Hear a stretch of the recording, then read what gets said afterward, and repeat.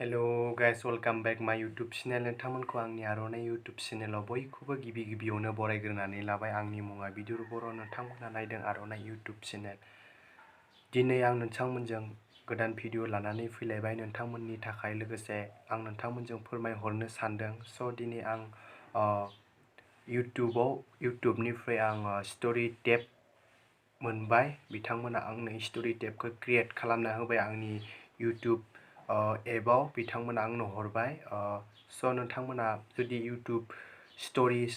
टेबखौ नोंथांमोना मोनथियाब्ला स' नोंथांमोनजों आं गिबियावनो बुंनानै होग्रोनो स'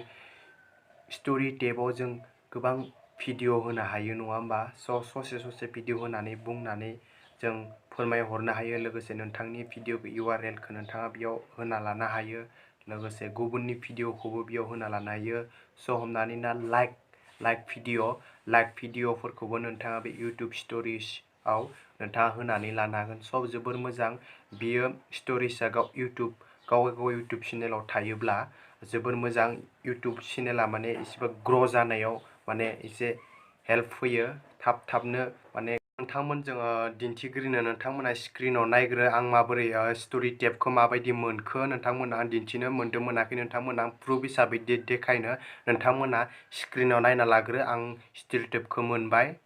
नोंथांमोना नायग्रो सिगां गिबियावनो नायना लाग्रो बेनो स्टोरी टेबआ स' आं माबोरै मोनखो स्टोरी बे टेबखौ माबायदि खालामनानै मोनखो स' दिनै आं बे स्टोरी टेबखौ फुङाव जेब्ला उथिदोंमोन अब्ला आं यूट्यूबखौ अपेन खालामनो अब्ला बेखौ मोनबाय आं स' आं माबायदि मोनखो माबोरै मोनखो बेखौ दिनै आं नोंथांमोनजों बे भिडिअनि गेजेरजोंनो नोंथांमोननो फोरमायहरनो सानबाय स' नोंथांमोनाबो जुदि नोंथांमोननि यूट्यूब चेनेलाबो 16K नि आप जाबायब्ला अब्ला नोंथांमोना बेखौ यूट्यूब टीमनो मोनसे मेसेज हरनो हागोन नोंथांमोना बेखौ खालामनो हागोन स' बे मेसेजखौ जों बहा हरनांगोन नोंथांमोनजों आं बेखौनो फोरमायना हरनो सानबाय स' जों टुइटाराव बेखौ मेसेजखौ हरनांगोन नोंथांनि यूट्यूब चेनेला जुदि 16नि बिदि आप जाबायबा नोंथाङा यूट्यूबनिफ्राय बे स्टोरी टेबखौ मोनगोन स' आं नोंथांमोनजों बे मेसेजखौ नोंथांमोना फरायनानै होनो नोंथांमोना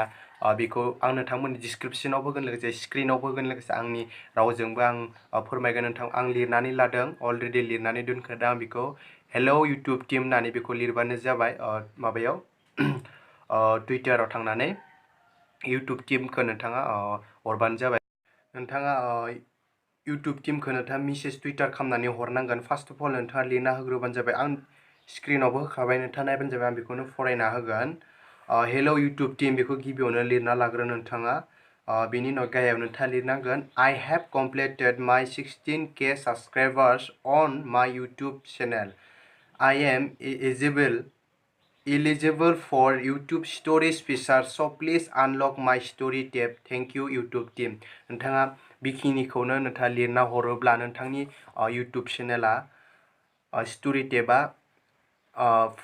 जागोन लोगोसे बिथांमोनाबो नोंनो रिप्लाय हरगोन